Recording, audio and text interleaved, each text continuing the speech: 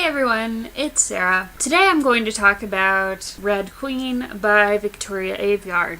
I listened to this book on audio and I absolutely loved it.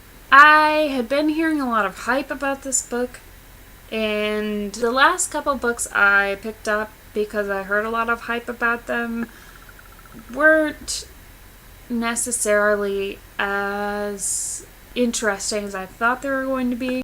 I mean, a lot of them were good reads. I just wasn't quite as in love with them as everyone else.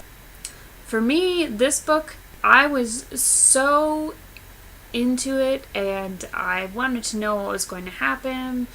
I mean, I think I listened to this whole book in about 2 days. And I don't think I've been so caught up in a book since I read The Hunger Games, and that was about 3 years ago. For those of you who don't know, Red Queen is a book that is set in a world where there are people with red blood who are kind of the lower class, sort of the peasants of this world, and there are people with silver blood who are the elite and the ruling class. But the people with silver blood also, they all have superpowers. And they have different powers. Some of them can, read your thoughts. Some of them can control things with their minds. Or, some of them are really strong. They all have different powers. So, the main character of this book, Mare Barrow is her name. She is 16 or 17, I can't remember, and she discovers in a rather public way that she has a superpower. She can control electricity, but she is a red, and so this is a problem for the silvers and for the people in power.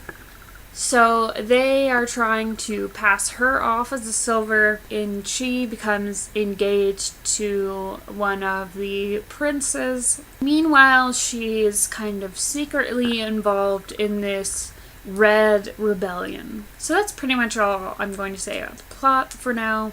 It really kept me wanting to know what was going to happen next. I thought it was very well written. I really enjoyed the character of Mare. I enjoyed the characters Cal and Maven as well, in different ways. I thought they were well written characters. But I think the thing that I was most interested in this book was the whole world that she created and the plot. The twists and turns. There's kind of a big twist at the end that I completely did not see coming. Maybe it's just because I'm kind of gullible about these things sometimes, and I just get swept up in the story. For those of you who have read this book, you know what I'm talking about.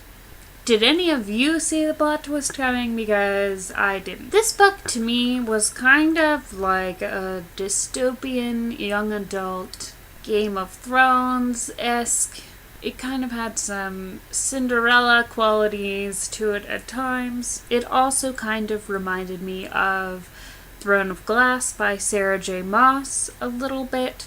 But I definitely understand why there was so much hype around this book. I think you should pick it up if you like dystopian books.